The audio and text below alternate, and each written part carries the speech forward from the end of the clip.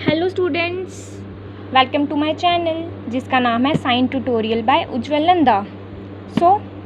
आज हम वीडियो बनाने जा रहे हैं क्लास 10th की इंग्लिश की। जिसको वीडियो अच्छे लगे वो लाइक, सब्सक्राइब एंड शेयर ज़रूर कर देना। ओके, हम स्टार्ट करते हैं अब आज की वीडियो। आज का हमारा टॉपिक क्या होने वाला है? आज का हमारा टॉपिक होने वाला है, आज मैं आपको पढ़ाऊंगी क्लास 10th का इंग्लिश का चैप्टर 4 है ये, पोइट्री का स्पीकअप के बारे में मैं आपको पहले इसके बारे में मैं आपको समरी इसकी समझाऊंगी। और सबसे पहले तो मैं आपको ना इसकी समरी ना ओरली में समझा देती हूँ कि इसकी समरी में है क्या, उसके बाद मैं आपको पोइम समझाऊंगी। ओके, फर्स्ट ऑफ ऑल मैं आपको बता दूँ कि ये जो स्पीकअप पोइम है, इसका जो पोइट है जिसने इसको लिखा हुआ है, उसका नाम क्या है? फैज़ अहमद फैज़। क्या नाम है उसका? फैज़ अहमद फैज़। इसने ये पोइम राइट की है, लिखी हुई है। अब हम सबसे पहले मैं आपको ओरली समरी बताऊंगी, उसके बाद मैं आपको ये जो पोइम मैंने कॉपी में नोट डाउन की हुई है, इस पोइम को मैं आपको एक्सप्लेन करूँगी। सबसे पहले ये जो स्पीकअप पोइम है, इसकी समरी मैं आपको बता देती हूँ। उसकी समरी में क्या है? सबसे पहले तो पोइम का मैंने आपको बता दिया कि रिटन किसने की है, ये फैज़ अहमद फैज़ ने। और उसके बाद सबसे पहले तो ये जो पोइम है ये लिखी कब गई थी? बिफोर 1941, मतलब 1941 से पहले लिखी गई थी ये पोइम। ओके, उसके बाद और ये तब की बात है जब इंडिया जो था वो ब्रिटिश रूल के अंडर था, जब इंडिया पे अंग्रेज़ों का गुलाम था, अंग्रेज़ों का राज चल रहा था, तब की बात है ये। ठीक है, उस टाइम पे क्या था कि जो ब्रिटिश थे वो बड़े ज़्यादा क्रूल रूलर थे, मतलब कि बड़े ज़्यादा निर्दयी थे, उनका बिहेवियर बिल्कुल भी अच्छा नहीं था। और वो क्या करते थे, जो गरीब इंडियंस होते थे उनको बुरी तरह से उनके साथ बिहेवियर करते थे। और जो पीपल थे, जो लोग होते थे, वो क्या करते थे? डर डर के जीते थे। और हमें ये बताया गया कि उनके पास जो था कि करेज नहीं था कि वो बोल पाएँ उनके अगेंस्ट, उनके पास उनको इतना बढ़ावा नहीं दिया गया और वो इतना उनके अंदर इतना साहस नहीं था कि वो उनके खिलाफ बोल पाएँ, ब्रिटिश के खिलाफ बोल पाएँ। और इस पोइम में हमको यही चीज़ें बताई हैं कि कैसे कैसे बोलना चाहिए, किस चीज़ के खिलाफ बोलना चाहिए, स्पीकअप के बारे में बताया हुआ है। ओके, तो ये थी इसकी समरी। इस समरी से ये पता चलता है कि ये पोइम जो थी ये ब्रिटिश रूल के टाइम की थी। ओके, अब मैं आपको समझाऊंगी पोइम की एक एक लाइन में आपको अच्छे से समझाऊंगी, तो इसको समझना। देखो, अब जैसे इसकी फर्स्ट लाइन क्या है, देखो, स्पीकअप का मतलब क्या होता है? बोलना। Speak up for your lips are not sealed. वो कह रहे हैं इस पोइम में फैज़ अहमद फैज़ क्या बोल रहे हैं कि बोलो। कैसे बोलो? आपके जो लिप्स हैं वो सील्ड नहीं हैं, मतलब वो बंद नहीं किए गए हैं, इसीलिए बोलो। And your words are still your own. और जो आपके शब्द हैं वो आप ही के हैं, इसीलिए आपको बोलना चाहिए। This upright body is yours. Upright का मतलब क्या होता है?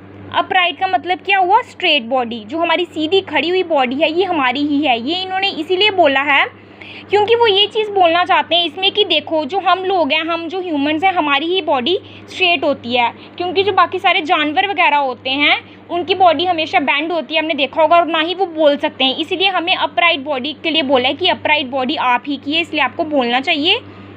आप बोल भी सकते हैं, हम बोल भी सकते हैं। Speak while your soul is still your own. उन्हें क्या है? बोलो, जब तक बोलो जब तक आपकी आत्मा जो है वो आपकी ही है, तब तक बोलो, आपको बोलना चाहिए। ठीक है, और किस चीज़ के खिलाफ बोलना चाहिए? ये नहीं है कि हरदम ही बोलते रहो, गलत चीज़ के खिलाफ बोलना चाहिए। ठीक है, अब देखो जो हमारा सेकंड पैराग्राफ है उसमें उन्होंने क्या चीज़ें बताई हुई हैं। सेकंड पैराग्राफ में इन्होंने बिल्कुल थोड़ा सा चेंज कर दिया इस चीज़ को, क्योंकि इसमें उन्होंने क्या बताया है? क्या लाइन है हमारी? Look there in that smithy. Smithy का मतलब क्या होता है? कि जहाँ पे मेटल वगैरह की, आयरन की चीज़ें बनती हैं, उस चीज़ के लिए। इट्स रेड ओवन की बात की है। फायर्स फ्लेम्स मतलब अंगारे निकल रहे हैं, फ्लेम्स निकल रही हैं। The padlocks are already opening their mouths. Padlocks क्या होते हैं? जो यू शेप्ड में होते हैं ना, वो उनके ऑलरेडी माउथ्स ओपन होते हैं। And each factor is skirting around.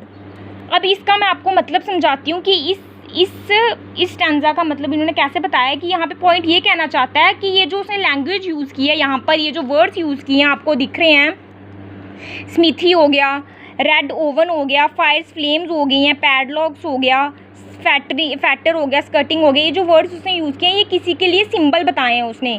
जैसे उसने बताया है कि जो इन सिंबल्स का मतलब जो है वो समझना मुश्किल है। कैसे, जो उन्होंने कहा है कि ये उन्होंने ब्रिटिश के टाइम की बात कर दी है कि जो स्मिथी है उसको हम किसके लिए यूज़ कर रहे हैं यहाँ पे, जब स्ट्रगल हमारा चल रहा था इंडिया की आज़ादी के लिए। और ओवन इन्होंने किसके लिए यूज़ किया यहाँ पर, ओवन होता है ना जहाँ से हीट जनरेट होती है, हमारी गर्मी मतलब आग गर्मी निकलती है, तो वो उन्होंने किया है कि जब हमारे उस टाइम पे जो हमारे जवान मरे थे उसके लिए उन्होंने इसका ये वाला सिंबल यूज़ किया ओवन का।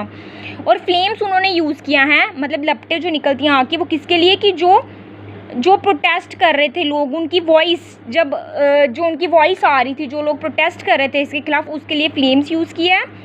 And then padlocks and the factors उन्होंने यूज़ किया स्लेवरी के लिए, मतलब कि गुलामी के लिए, कि जो लोग गुलाम थे उन चीज़ों के लिए उन्होंने क्या यूज़ किया हुआ है, पैडलॉक्स एंड फैक्टर। ओके, और वो इसमें ये चीज़ कह रहे हैं कि वो ये जो सारे सिंबल्स हैं इसमें ये उन्होंने लोगों को सोच के यूज़ किए हैं कि मतलब उस टाइम पे क्या था, वो लोग ये कर रहे थे कि हमें जो है फ्रीडम फाइटर्स आके हमें बचाएं।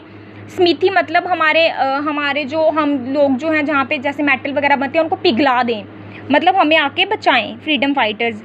और इधर पॉइंट का इन सिंबल्स का ये मतलब था कि जो कॉमन पीपल थे, जो आम लोग थे, उनको भी ये जो स्ट्रगल थी हमारी ब्रिटिशर्स के ख़िलाफ़ वो उनको ज्वाइन करनी चाहिए थी और उनको आवाज़ उठानी चाहिए थी, है ना, जो हमने तब नहीं किया। अगर हमने ये किया होता तो शायद से हम गुलाम नहीं होते उस टाइम पे। ठीक है, ब्रिटिश रूलर्स के ख़िलाफ़ हमको उस टाइम पे आवाज़ उठानी चाहिए थी। तो इस पैराग्राफ में हमारा यही था मतलब। और जो लास्ट पैराग्राफ है उसमें क्या बोला है, स्पीक अप नाउ, कि अभी ही बोलो, अभी बोलो। फॉर टाइम्स रनिंग आउट, कि ये ना हो कि टाइम निकल जाए, इसीलिए अभी ही बोलो जो बोलना है। Before your body and mind fade away, ये ना हो तब मत बोलना जब आपकी बॉडी या फिर आपका जो माइंड है वो फेड हो जाए, वो बिल्कुल ही ख़त्म हो जाए, उस टाइम पे मत बोलना, इसलिए अभी बोलो, इससे पहले कि टाइम निकल जाए। Tell us for truth is not yet dead, बोलो क्योंकि जो सच है वो कभी भी नहीं मरता।